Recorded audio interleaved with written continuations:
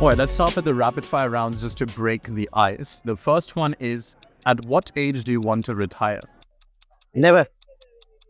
How long does it take you to get ready in the morning? 20. Favorite color? Red. What time of day are you most inspired?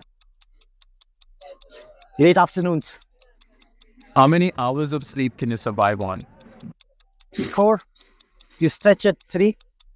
Fill in the blank. An upcoming technology trend is NAG. Exciting. The city in which the best kiss of your life happened. Paris. Pick one, Mark Zuckerberg or Elon Musk. Musk. The biggest mistake of your career. Didn't take some of the opportunities that had come my way. How do you relax? Sci-fi movies. How many cups of coffee do you drink per day? 4. A habit of yours that you hate. Procrastination.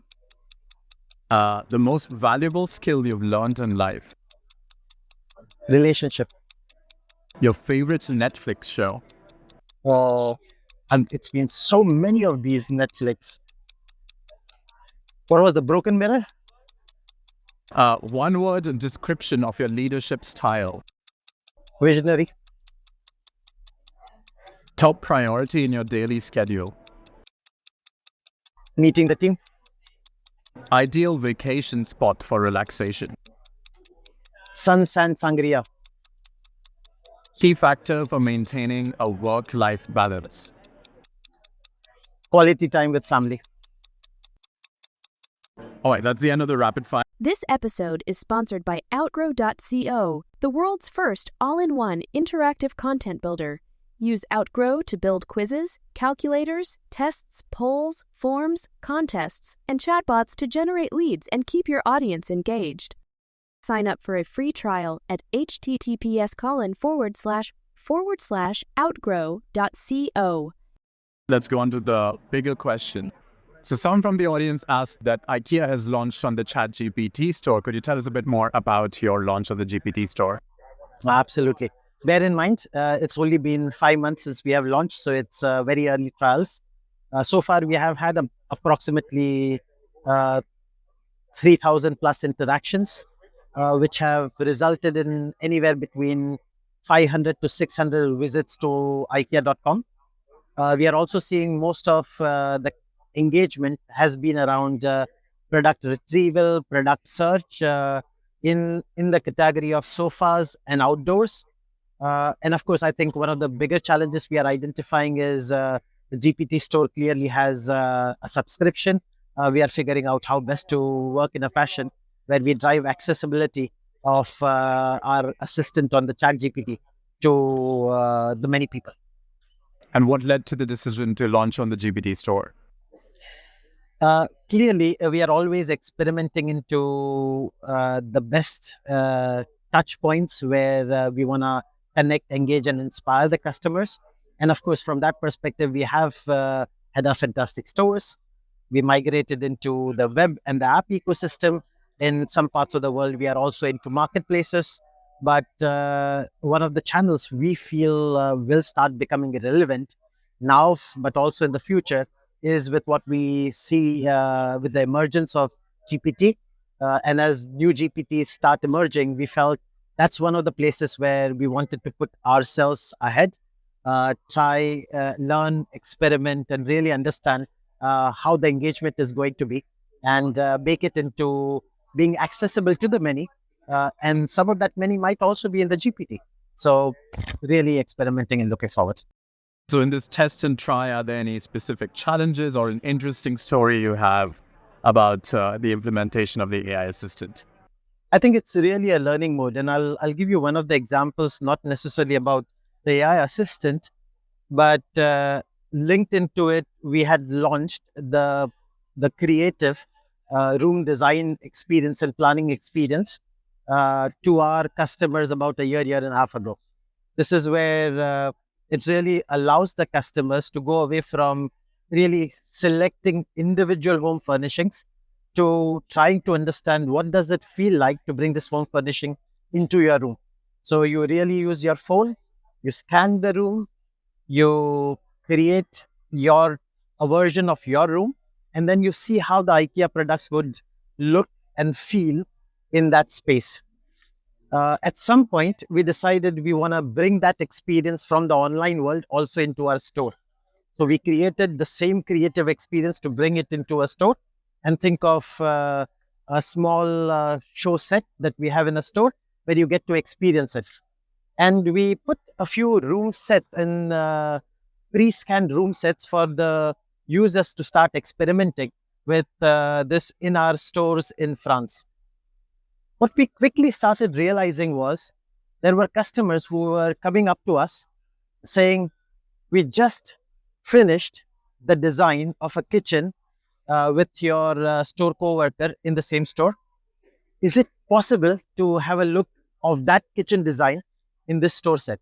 And all of a sudden, we started realizing there's a huge opportunity where customers who have just finished their design experiences, whether it's kitchen, whether it's their bedrooms, whether it's their paxes, they would love to see it, and creative all of a sudden creates that opportunity.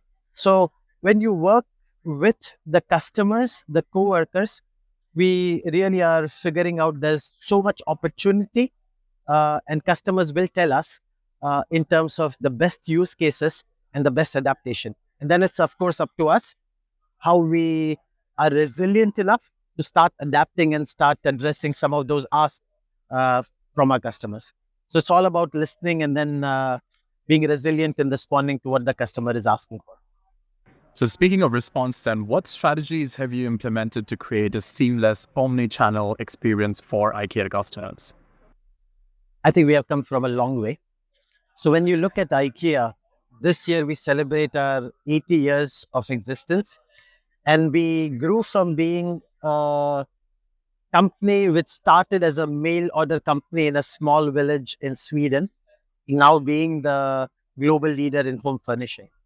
And for a large part of this home furnishing journey, we were largely brick and mortar retailing. Somewhere around early 2010, 2012, the customer behavior was drastically changing with the advent of smartphone, and we missed the cue on us having to adapt to this. But by 2015, 2016, we realized we can no longer ignore that trend. And we really said we need to transform ourselves from being a brick and mortar retailer to being a true omni-channel retailer. So we literally had to overnight start thinking about creating the foundations and the basics of what an omni-channel experience would look like. Believe it or not, in 2016, we had only 1% of our business which was digital. And today we stand at, on an average, 25% of our business digital, and almost 50 to 60% of our orders are clubbed with one or the other services. And we had to start from, where do we find inventory to show online? Where do we make sure that what are the experiences? How do we create the possibility of click and collect in stores? How do we fundamentally transform our stores into being the fulfillment units? So we are really making all of these transformations right from at the experience level, in terms of how customers interact with us in app, in their web systems, but also in store. How are we seamlessly connecting it?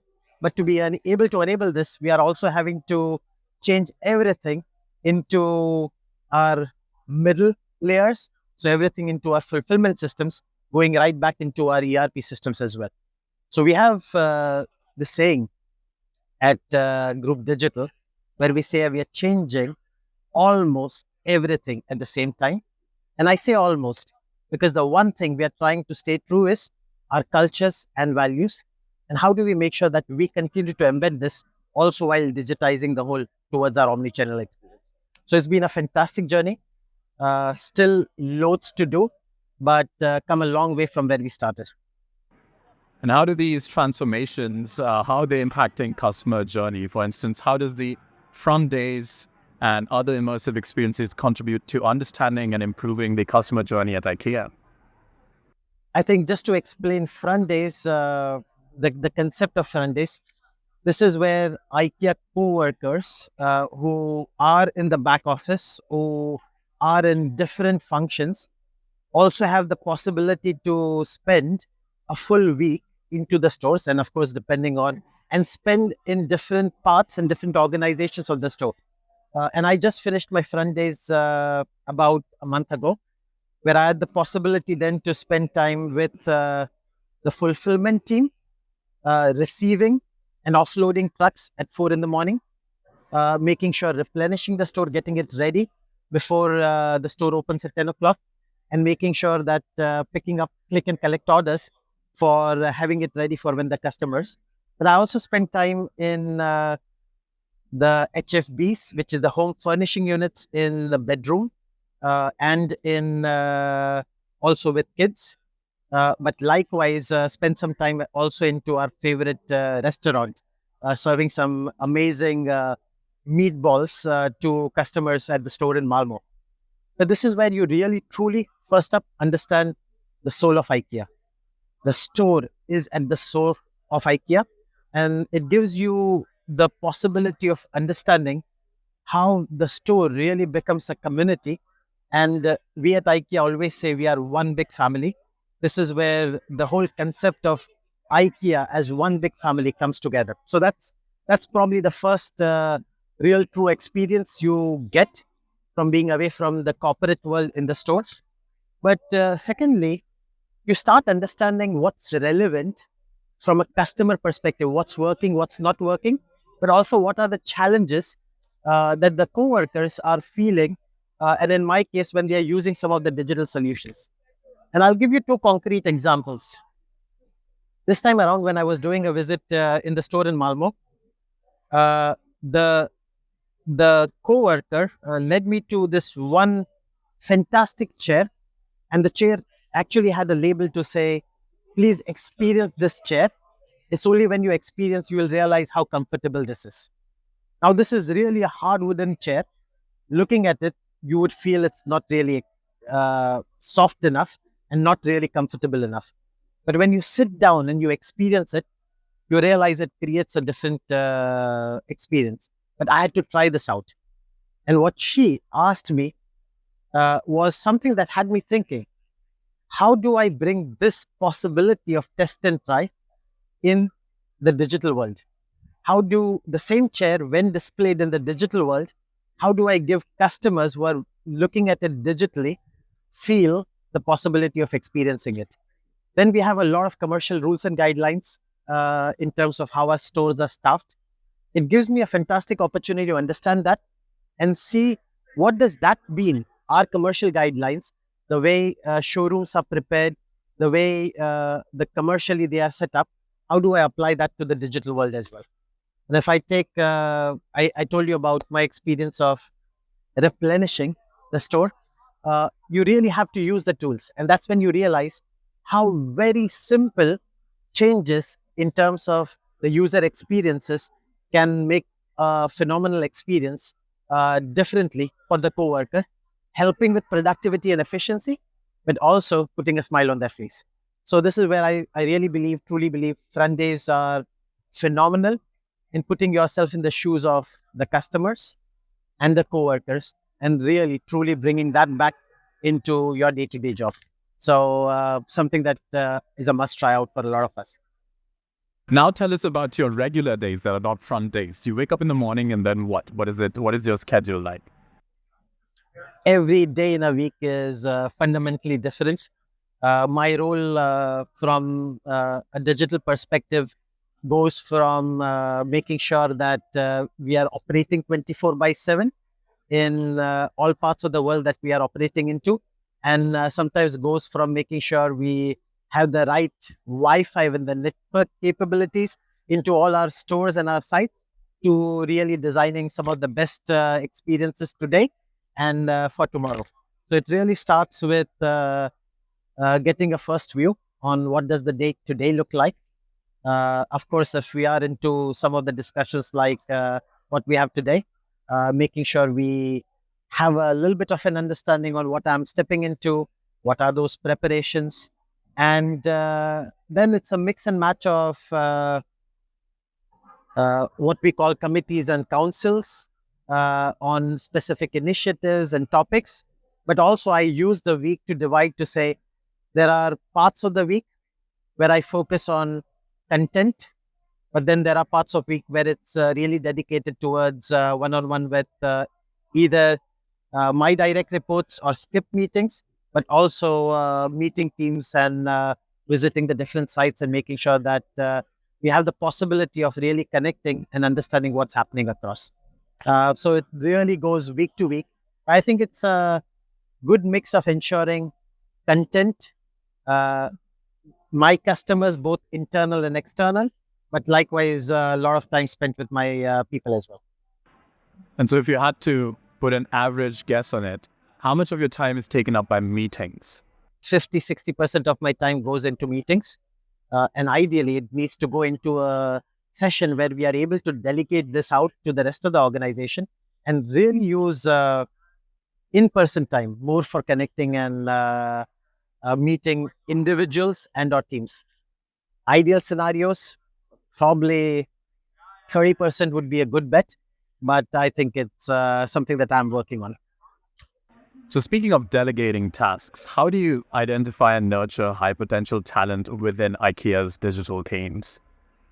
We have been able to attract fantastic talent, and we have some amazing programs to be able to grow them, both from a vertical aspect of the digital muscle, but also to figure out how we can bring some of the digital talents and bring them into a lot of what we call the retailing world outside in the broader Ingka and the IKEA world. One of the most recent has had been the head of Omni meeting points in our retail business is someone who has had been a chief product officer in Group Digital. So this is where we are really starting to mirror Group Digital to work extensively with our business. And that's where we are starting to see a fantastic amalgamation of talent and us building on each other's.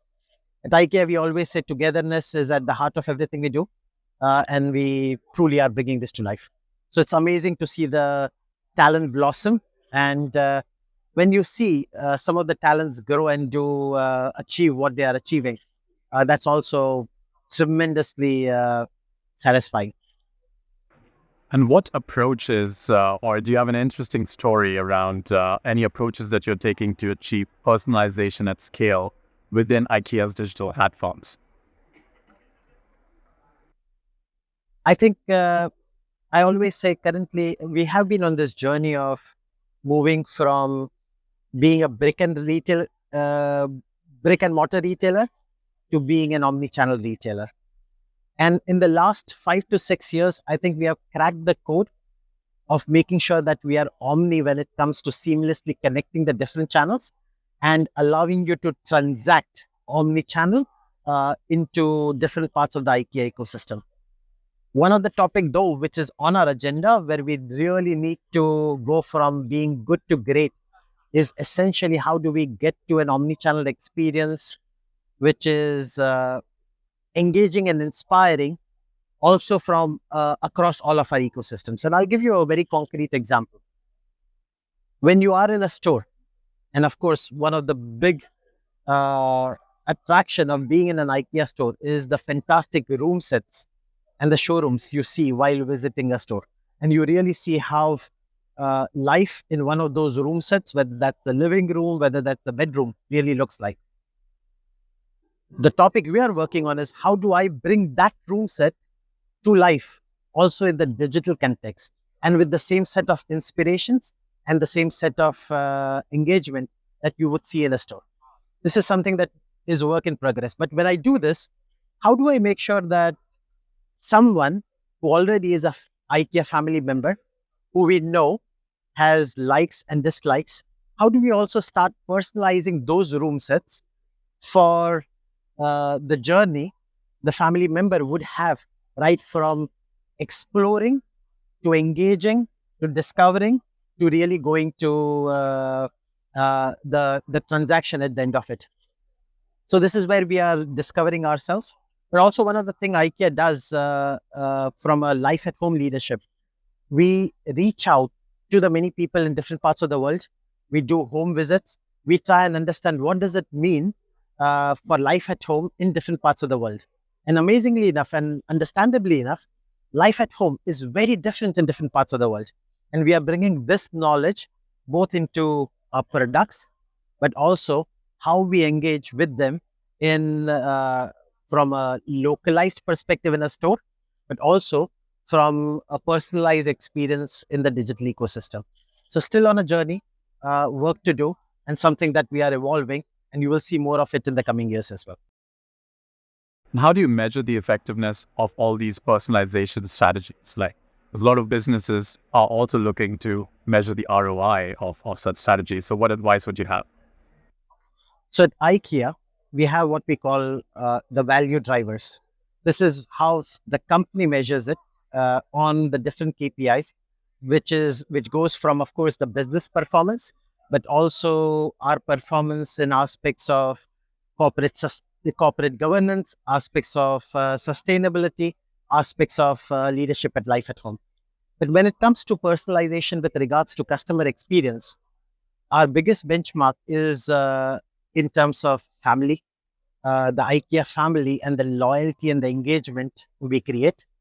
As we speak today, we have about 190 million IKEA family members. The challenge we sit with is how many of them are active and at what rate are we really working with them. And this is something that we are actively working to say, how do we go from one or two interactions uh, in a longer time frame to really having meaningful 5 to 10 interactions, ideally in a month. This is something that we are putting at the heart of it. So clearly the family membership and what's the size of family membership, but most importantly, what's the active customers that we engage with in the family and driving loyalty around us. Clearly on our radar and something that will be on our agenda in the coming months. Right. So transformation, we've talked about transformation, personalization, measuring effectiveness. Let's talk a bit about sustainability now. How is IKEA integrating sustainability into all of these digital and technological initiatives and transformations? Sustainability is one of the three roads that we speak about from an IKEA perspective. So at IKEA, we talk always about the three roads, really being affordable for the many, creating a better life for the many people, being accessible to the many, and last but not the least, being sustainable. And clearly, sustainability has had been topic on our agenda, and it goes across the full ecosystem, from the forest to the product and back. And we are, as IKEA, we are evolving the full ecosystem, and a lot's happening in terms of how do we best design sustainable products? How do we make sure that we are able to get these products to our customers in the most sustainable way through the right mobility, using the right fulfillment centers, and really reducing the impact on the planet around us? But last but not the least, how do we make sure that when these products are with our customers, we are also able to turn around and make sure that if they want to give a second life to these products, they're able to bring it back either into a recycling unit, like we have in Netherlands, and I'll speak about it, but also are able to bring it and give it a second life to a different IKEA customer. So if I take two concrete examples, here in Netherlands, we allow for everyone who has used a mattress to be brought back to IKEA into what we call a return mattress. And we, as IKEA, will recycle this for all of Netherlands. This is something that we have kicked off, and extremely proud of being able to make sure that mattresses, which maybe historically have been burnt, really have a second life and are recycled in the best possible way. But likewise, one of the initiatives I'm super proud of is kicking off what we call circular. And we are now experimenting with how do we best allow for peer-to-peer connects. We, of course, have buybacks where if you are an IKEA customer, you can bring back your old furniture, IKEA furniture, into our stores, and we will buy it back from you. But also, we are now enabling and piloting with some of our first POCs of allowing customers to connect and giving IKEA products a second life. So super exciting. Stay focused. We are launching this soon in Spain and Norway, but I'm super excited about this initiative as well. Yeah. All right. So the last question for you then is of a personal kind. What would you be doing in your life if not this? Teaching. I really grew up as a son to a teacher.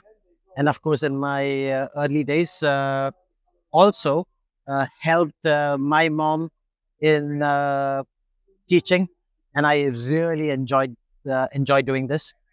So clearly, if not this as a career, and something that I'm also looking to evolve is how do we really embrace this and help prepare the next generation.